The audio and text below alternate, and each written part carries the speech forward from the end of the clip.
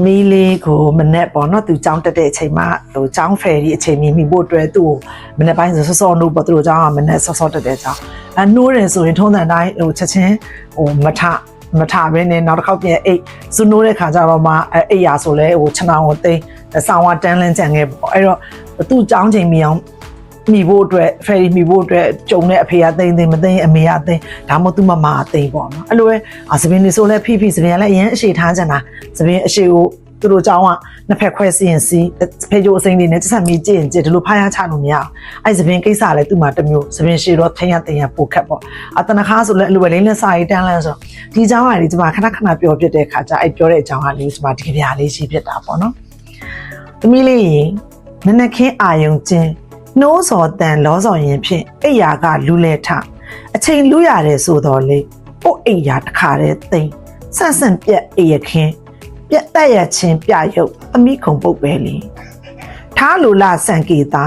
ရှေလိုလပခုံးပေါ်ဝဲမျက်နှိုးချင်းကေတာတန်ဖို့ခေါင်းပေါ်မှာပဲမြေခါတဲ့ဆန်တွေဆိုတာအမိုက်စင်းရင်မို့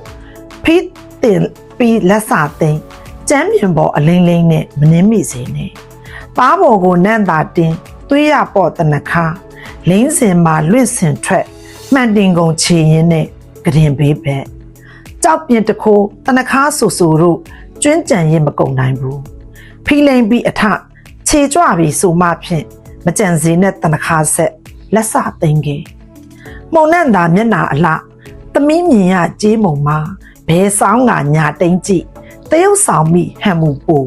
ဘလို့နေအလှဆုံးလေးကြိုတင်ကပြုပြင်မိသူ့တာဝန်ကြေပါပြီးနဲ့ကြေးမုံပြေမှုံဝါဒီအတိုင်းထားရင်ဖြင့်တံပြန်ကမြင်ရလေနှစ်သေးပုံရိပ်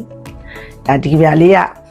ရေးပြီးတော့သမီးလေးဆယ်တဲ့အရွယ်လွန်ပြီးတော့အကြီးလာတဲ့အခါအရွယ်တစ်ခုရောက်တဲ့အခါကျမှဒီပြလေးတွေကကျမပြောခဲ့တဲ့အကြောင်းအရာတွေကိုသမီးကလည်းဟိုဒါမမေပြောခဲ့တာတန်ဖိုးတစ်ခုလို့သတ်မှတ်ပြီးဟိုသူလိုက်လို့အောင်မှန်သိလိုက်လို့ရအောင်မှန်သိပြီးလုပ်ခဲ့ပြီးတော့ကျမတို့ဒီချိန်မှာသူကျေးဇူးတင်စင်နဲ့ခဏပြောတယ်နော်ဟိုအဆောင်နေမှာနေရတာ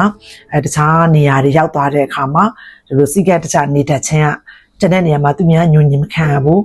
သူများအညွန့်ညင်မခံရတဲ့ပြင်ကိုယ်ကိုတလေးတစားနဲ့ချီကျူးခံရတယ်ဆိုတော့အချက်တွေသူဖြစ်တိုင်းမှာကျမအောင်မငငယ်ကအလိုပြောခဲ့လို့ဆိုတဲ့စကားလေးမြန်ပြောတာဖြစ်တဲ့အတွက်အဲ့ဒီချိန်ကကျမနဲ့သမီးစကားများရန်ဖြစ်ခဲ့ရပါမယ်